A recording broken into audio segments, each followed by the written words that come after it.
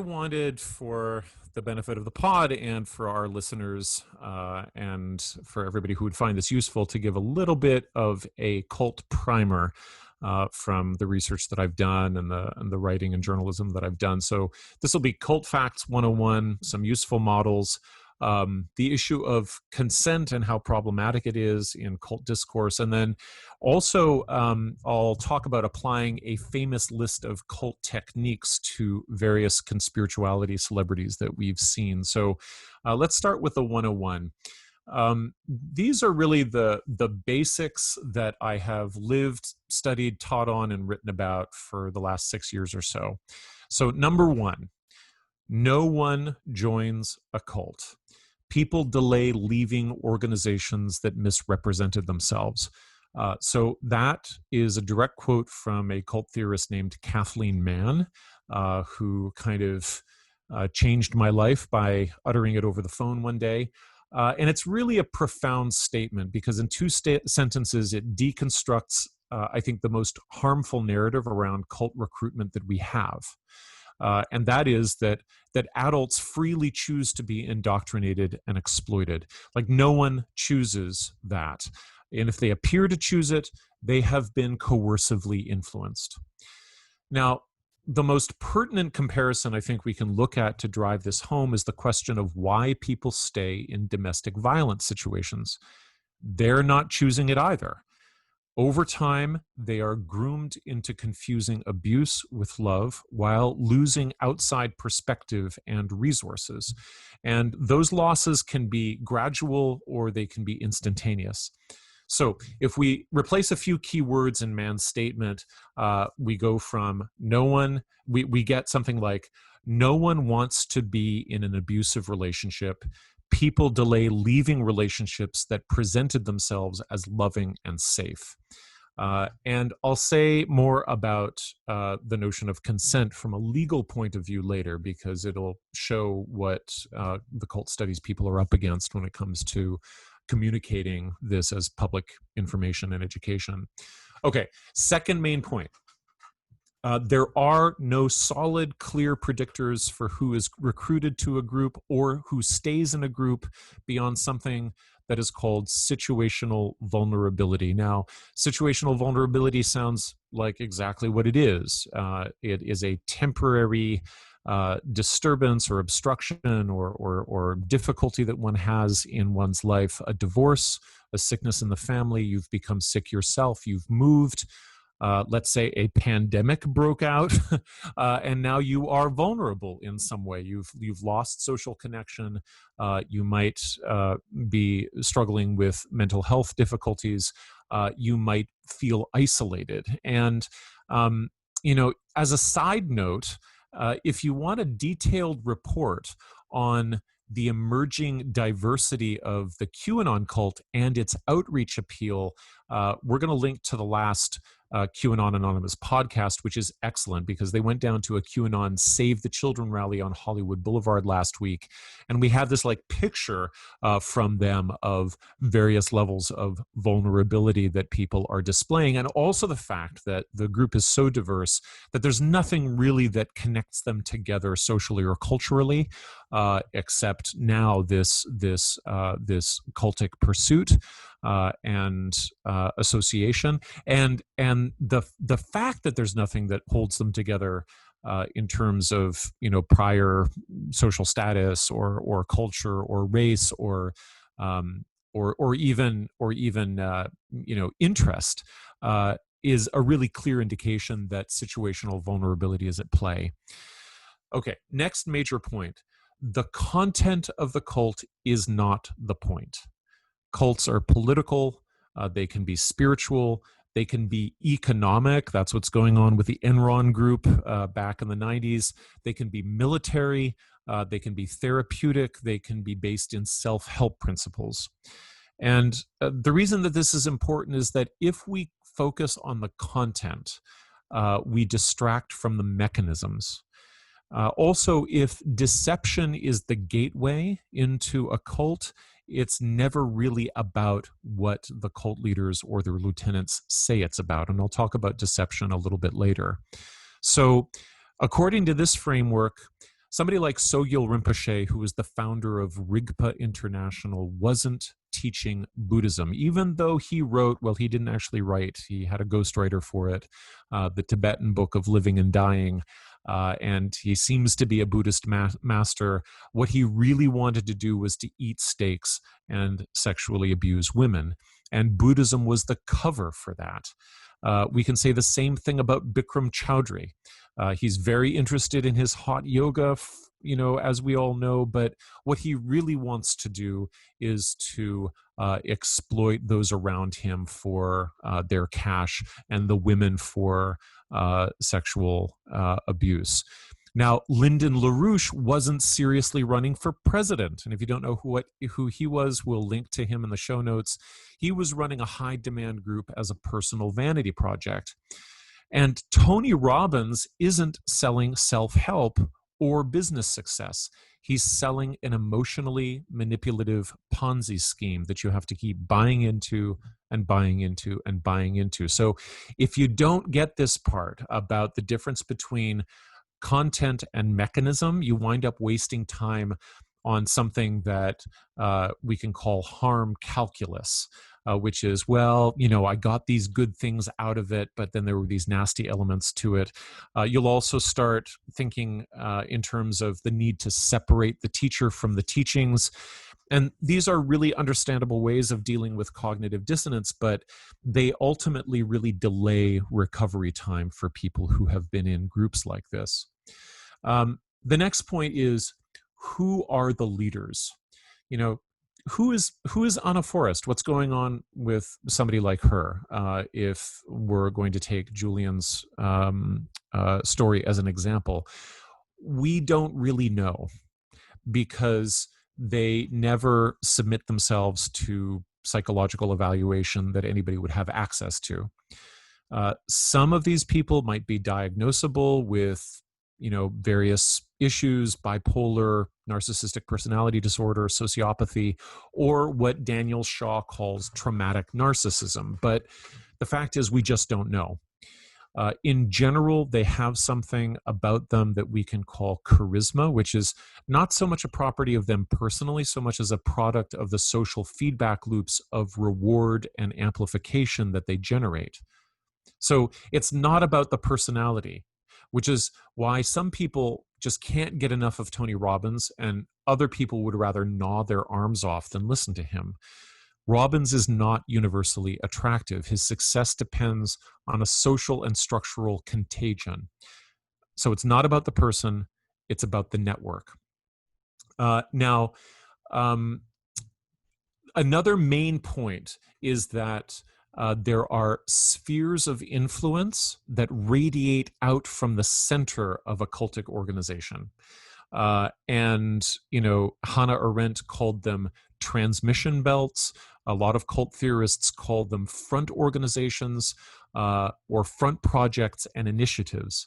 So, let's say that there's a particular charismatic leader who happens to be a professional yoga teacher.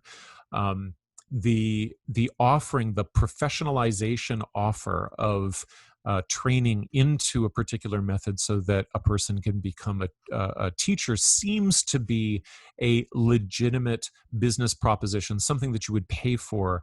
And in cult theory, we would look at that in terms of whether or not that arrangement was actually fronting for deeper involvement within the group.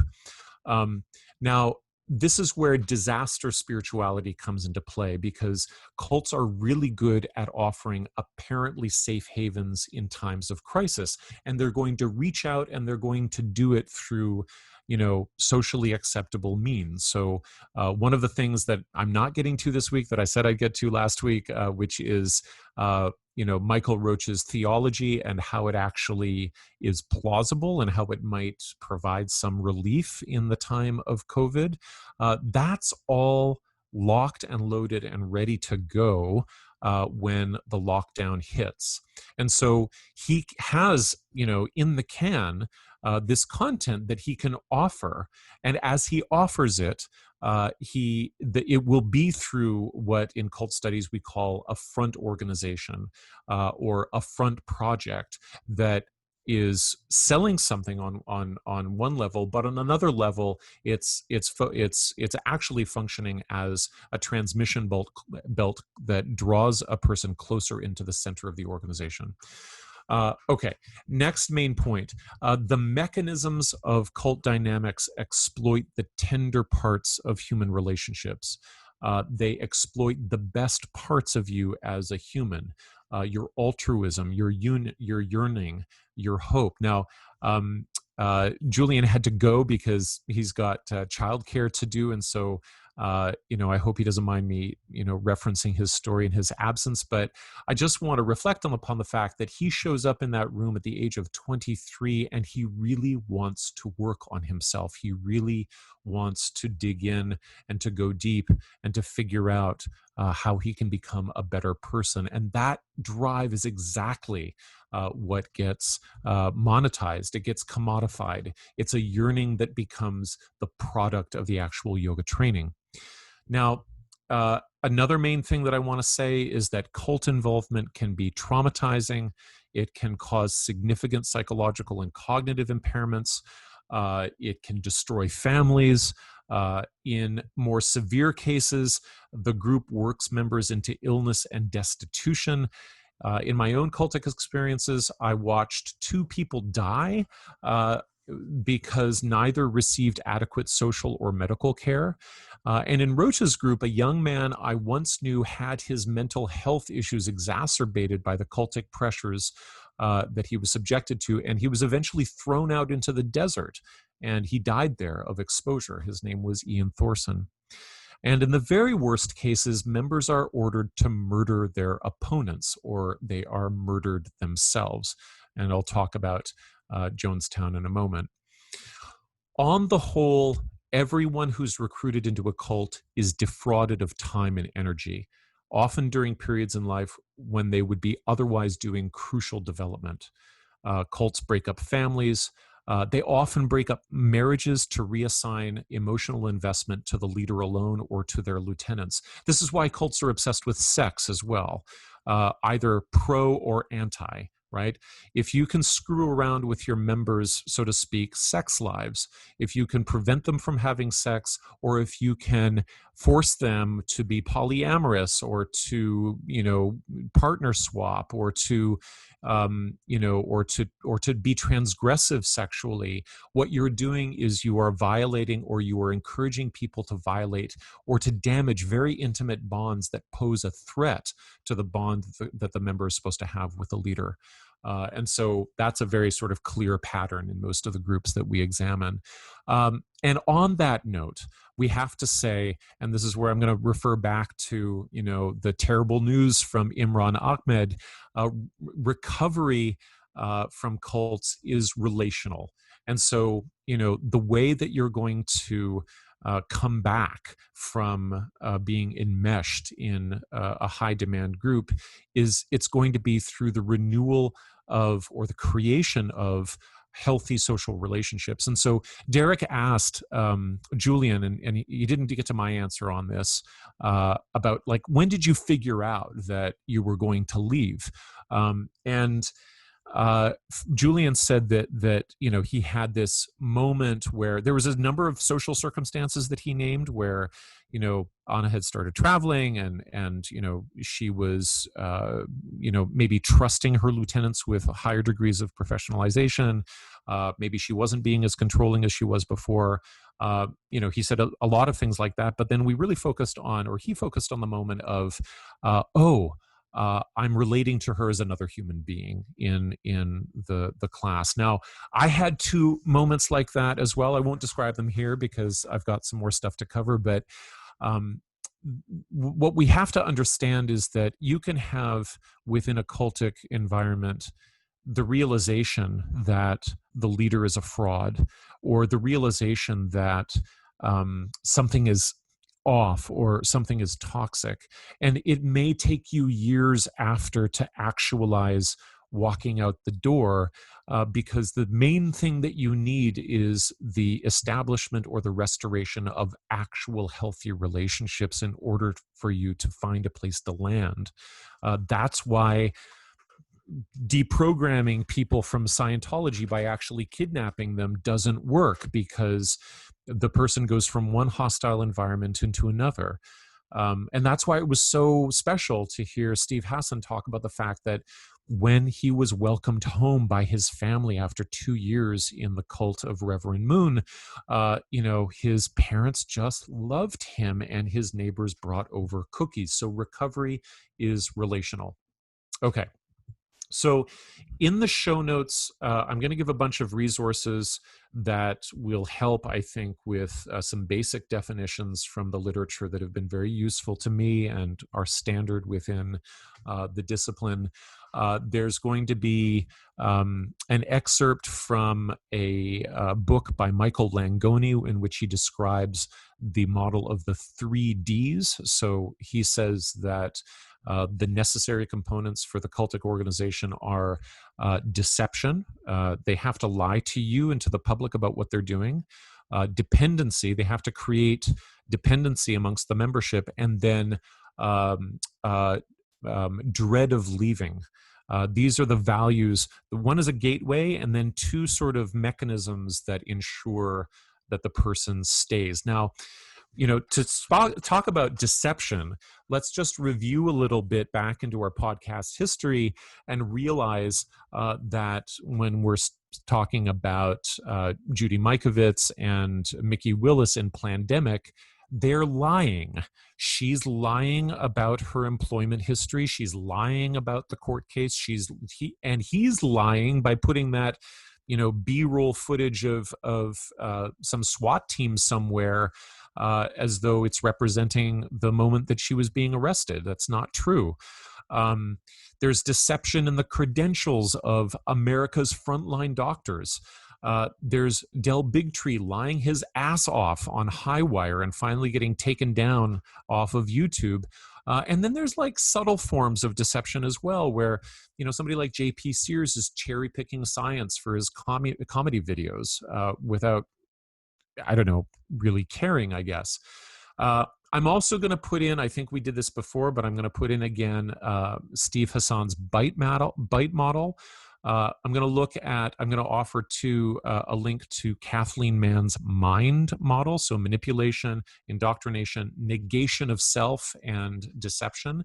And then also we'll include a link to Janja Lalich on bounded choice. That's her model where she describes the cultic organization as being built on charismatic leadership, transcendent ideology, and systems of control and influence. Okay, so last little bit here. I want to talk about consent because the pop culture perception of how people get involved in cult organizations is a real problem. And I'm also going to talk about the legal framing of consent. And I'm going to refer back to Kathleen Mann, who I started with. In her review, you'll see it in the link, of the concept of manipulation. She alludes to something that is both promising and vexing at the same time. And this is the problem of undue influence. Now, a lot of cult discourse gets stuck on the problem of whether members are consenting to belonging, whether they are independent adults making clear decisions. So we hear this all the time. And as a culture, we generally want cult members to be seen that way, because then we don't really have to ask the really hard questions about who is influencing who and whether that influence can, in some cases, overpower an adult's capacity to consent.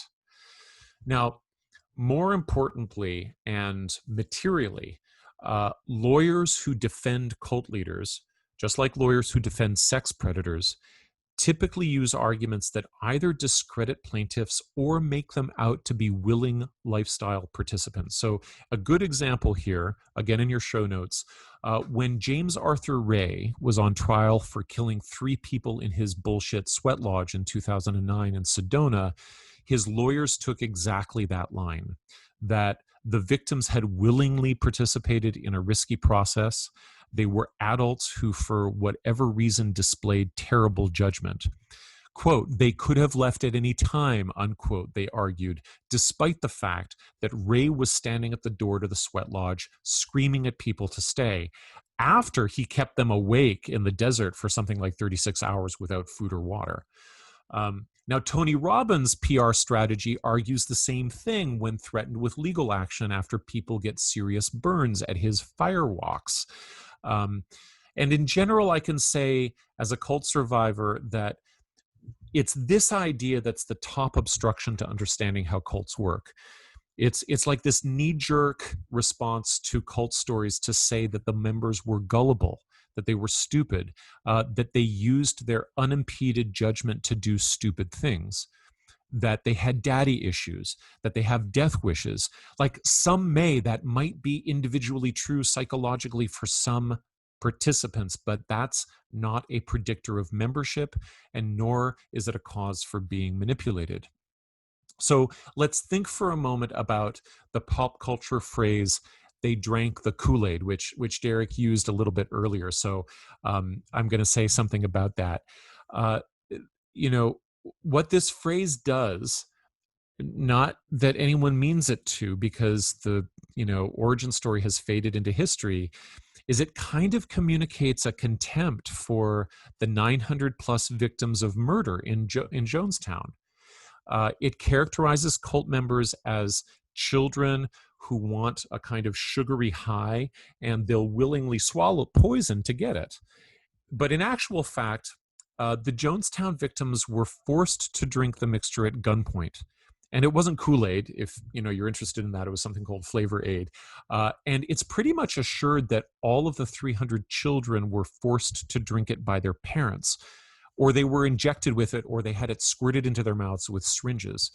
So we have to ask, is it possible that the parents of 300 children could be acting of their own free will if altogether in the space of an hour they murder 300 children? There's no way. Are the 600 adults all going through the exact psychotic break? It's unlikely. There's no answer for this, but my gut says that the majority of them simply felt like they had zero choice in the matter. And that paralysis was intense enough that they were able to watch their own children die in front of them. Anyway, not a great phrase. It's kind of like this socially acceptable victim blaming phrase that's in common usage, and so I just ask people to not use it. Now, the problem is there are other events, mass murder events by suicide or by poisoning rather, that are described as mass suicide. One particular one is the Heaven's Gate members dying in 1997 in San Diego. Now, they believed, although I'm going to say they were unduly influenced into believing, that they were going to ascend to the next level of existence by shedding their bodily vehicles, i.e. their bodies, and catching a ride on a spaceship that was following the Halley-Bopp comet.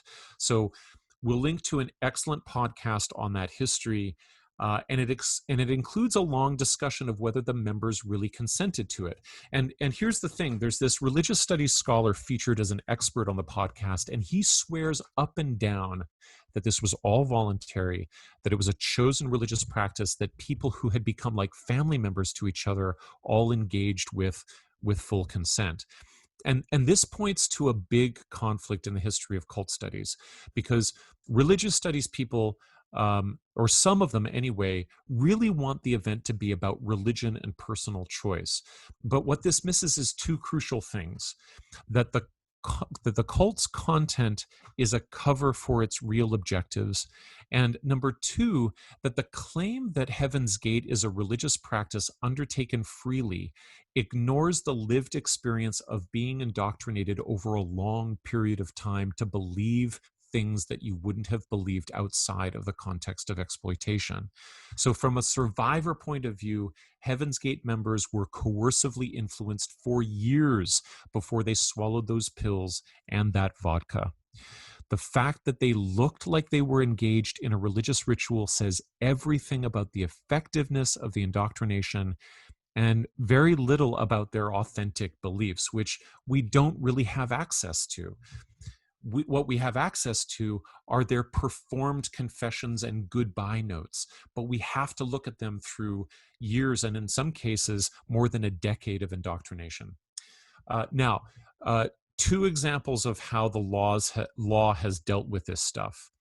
In the James Arthur Ray case, the jury didn't buy that he was totally innocent, and he did a little bit of time.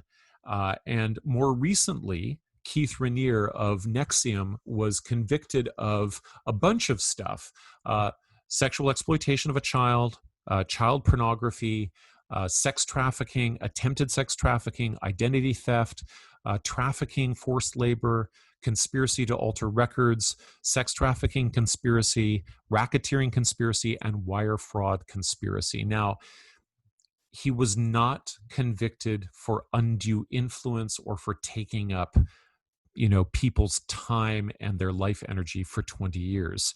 The law has a really hard time defining the real heart of the human wastage at the cult in the cult experience. And both James Arthur Ray and Keith Rainier, in their convictions, show that the primary thing that the cult does, which is to destroy relationships and indoctrinate people against their own interests and their own safety, it's just not covered by most legal instruments. It's like the fact that, Al Capone gets put away for taxes instead of running a murder cult. However, Kathleen Mann does point out that undue influence is a legal concept and a mechanism with a long history. Usually it's applied to property disputes and wills. So, if an elderly person hires a younger caregiver who lives full time and gets them somehow to sign over their will or their assets to them, and therefore the family is going to be left out. That's what undue influence has been used for in property law so far. And there's a lot of legal experts that are looking at, well, how can that be used to apply itself to the crimes that cults commit that aren't really defined yet. So crucially, this mechanism provides the reasoning that lets the question of an adult's agency or their apparent free choice to do something against their own safety to be really interrogated. So I said that I was going to go through a list of cultic techniques and apply them to various conspirituality celebrities. But I'm going to leave that second part off, but I'm going to put it up onto the Conspirituality Facebook page, and I'll let people comment on it. But here's the quote, the definition of the cultic mechanisms that I'll read from Dr. West and Dr. Langoni. It comes from 1986 from a paper called Cultism, a conference from scholars and policymakers, and it's a standard definition that's been used for years, and I don't think it's been improved upon. So Langoni and West say that, quote, "A cult is a group or movement exhibiting great or excessive devotion or dedication to some person, idea, or thing, and employing unethical, manipulative, or coercive techniques of persuasion and control." And here's the list: isolation from former friends and family, debilitation, that implies like physical wearing away or mental exhaustion, uses of special methods to heighten suggestibility and subservience, powerful group pressures, information management, suspension of individuality or critical judgment, promotion of total dependency on the group, and fear of leaving it. And all of these things, they say, are designed to advance the goals of the group's leaders to the actual or possible detriment of members, their families, or the community. So I hope that definition is helpful. As I said, I'll put it into the Facebook group, and you can find us there. And we can run all of those mechanisms by the conspirituality influencers that we've studied so far and see how they check out. I think there's a lot of overlap. And also there's a lot of overlap with the discourse in general. Like like how people are speaking within this field. What are the types of jargon that they're using in their sermons? What kind of somatic affect are they presenting in their videos and whatnot? So I'll leave it at that, and I hope it's helpful.